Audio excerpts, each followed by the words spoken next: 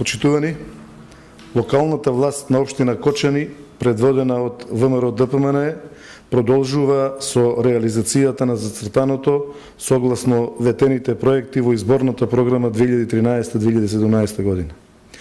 Во 80 дена од новиот мандат, максимално се посветивме на решавањето на инфраструктурните и другите проблеми во градот и населените места во општина Кочани. Реконструирана е улицата Љупчо Сантов во должина од 360 метри и ширина од 8 метри со нов асфалт. Реконструирани и асфалтирани се улици со 1300 метри квадратни од улицата Славчо Стојменов.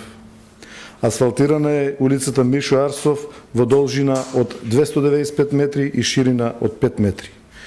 Со поставување дренажни цевки и подпорни зидови за асфалтирање се подготвува улицата Крум Вранински во должина од 430 метри и ширина на коловозот од 5 метри, чие финансирање е со грант од Светска банка во вредност од 3,5 милиони денари. Се гради армирано бетонски мост на голема река во селото Полаки и се тампонира патот од селото Крушка до училиштето во Полаки со должина од 3,5 километри. Санирани се ударни дупки на улиците во целиот град со асфалт, за што се потрошени околу 150 тони асфалт. Бетонирани се пристапни улици во сите делови од градот и населените места во должина од преку 400 метри. Изградена е канализацијска мрежа на улиците 14-та бригада во селото Оризари на 1 мај, Аснон, Марко Цепенков и Маршал Тито, а ја менуваме канализацијата на улицата Стево Теодосиевски во централното градско подрачје. Се отпочна долго очекуваната изградба на канализацијата во село Нивичани. Преуреден е тротоарот покрај кејот на Кочанска река во градскиот парк, поставени се нови клупи со нови канделабри, целосно ново уредување. Почитувани сограѓани, со комуналното јавно предпријатие Водовод работиме на подобрување на квалитетот на услугите кон корисниците, но и на заштеда на електрична енергија, стабилност на системот и зголемување на количините на вода за пиење. Пред 2 месеци ги заменивме пумпите во препумната станица и во бунарскиот систем на комуналното предпријатие, а се менува и главниот потисен цевковод во должина од 1,3 километри. 145.000 од фондовите на Европската Унија ќе бидат вложени во иновативно искористување на геотермалните ресурси за геотермални извори со ниска температура во Кочани. Во оваа фаза од меѓународниот проект GeoSea, во кој Кочани е единствениот представник од Македонија, се изработува студија која што опфаќа истражување на приоритетните корисници на идниот топлификацијски систем на општина Кочани.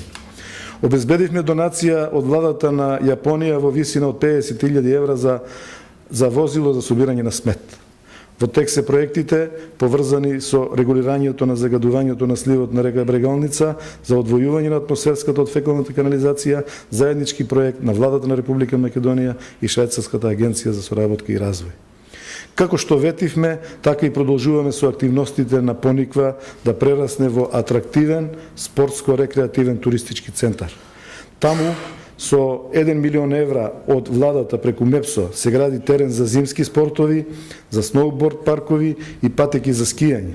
Поставено осветлувањето, се гради мала акумулација за машините за вештачки снег.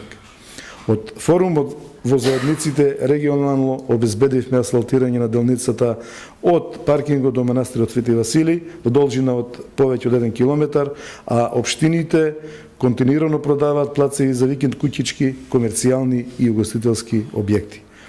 Продажбата на земјиштето во лесна индустрија со цел да создадеме услови за нови инвестиции, а во континуитет се реализира легализацијата и планското уредување во општината.